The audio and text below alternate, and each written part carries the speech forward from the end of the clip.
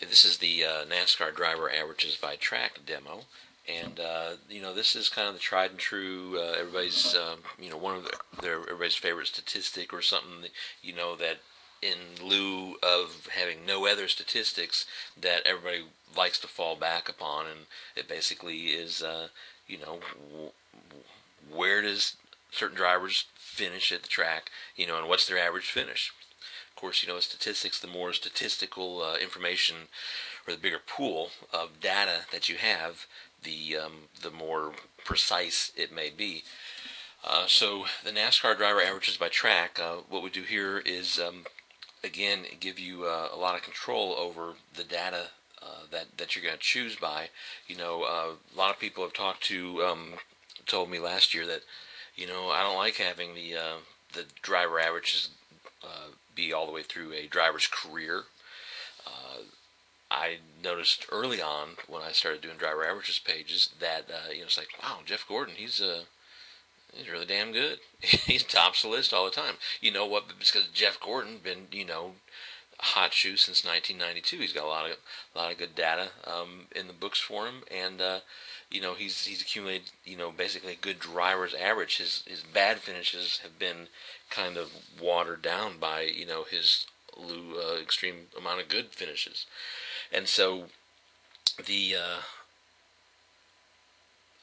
outcome though, or the number that you get for Jeff Gordon, it was always consistently just good. It didn't really give me any relevant information for my team right now, today. How's he doing? How did he do last time he was here? How did he do the last 2 years? So a lot of people said they don't want a driver's whole career. They don't even want the last 3 years or 5 years. Ultimately, people want to be able to pick what races specifically that they're going to look at, and that's what Fantasy Racing Cheat Sheet does here for 2011. Gives you the ability to pick the races that you want. So whenever you pull up the page, it's going to come up through interactive stats, driver averages by track. Whenever you pull up the page, it's going to come up to the current race, or the upcoming race. In this case, it's Daytona 500, since we're here just in January before the start of the season. Anyways, what I can do now is I can pick any race that I want from the most recent Daytona race back to 05, and also has more information. Tells me whether it was a COT race. Those are COT races. No, these are not COT races.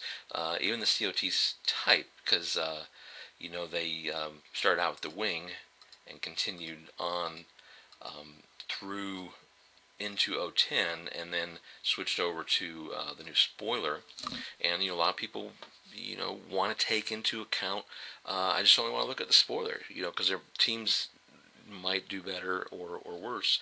And then, of course, coming up here in 11, we've got the new nose. And, I've been hearing this doesn't make a lot of difference. It's, the car's pretty much going to drive the same. But we'll find out, So what this lets you do is pick specific races. So let's just say I'm interested in just the Daytona 500s for the last 2 years. I want to know, out of the box, beginning of the year, how did drivers do?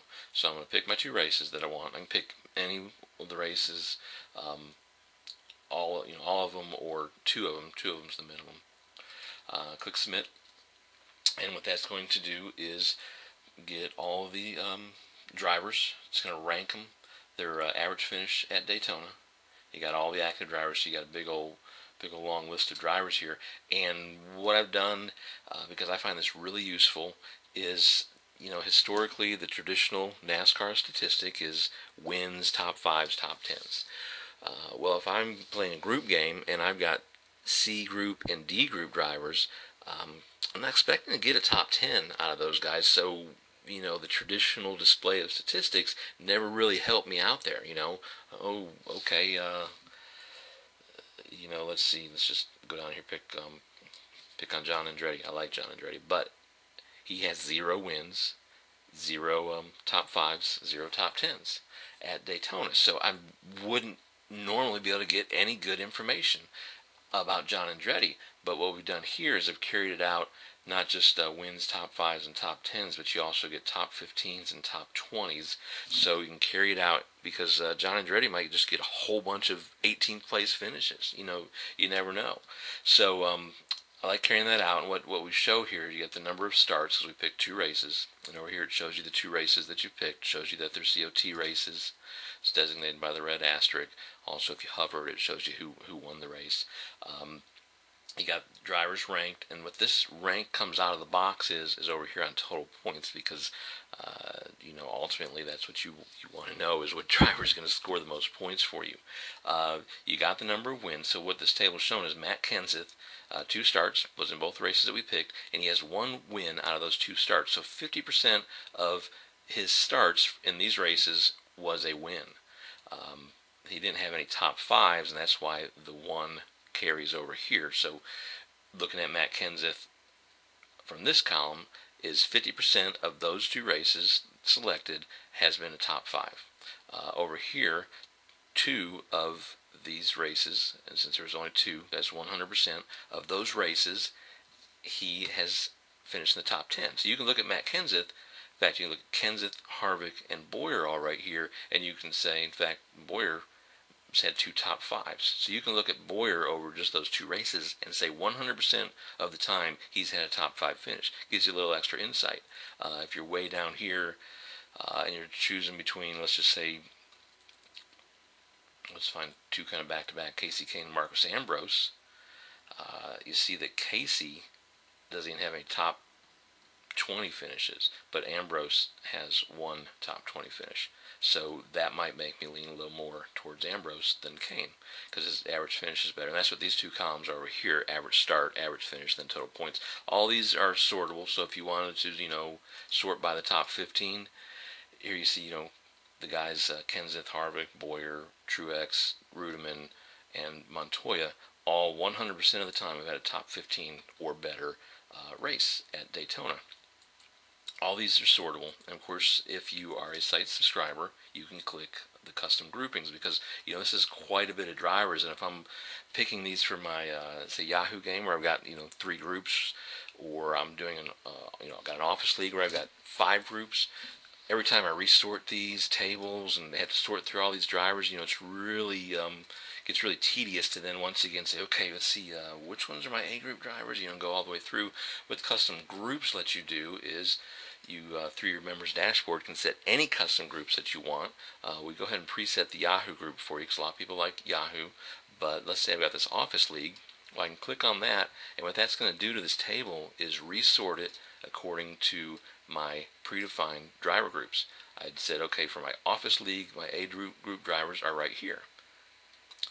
My office league, my B group drivers are right here. And what this does is now, no matter how many times that I sort the table, I'm just sorting among those A group drivers, or my B group drivers, or my C group, or D group, or E group. And that, to me, is a great tool to let you really just focus in on the drivers that you want to within the table.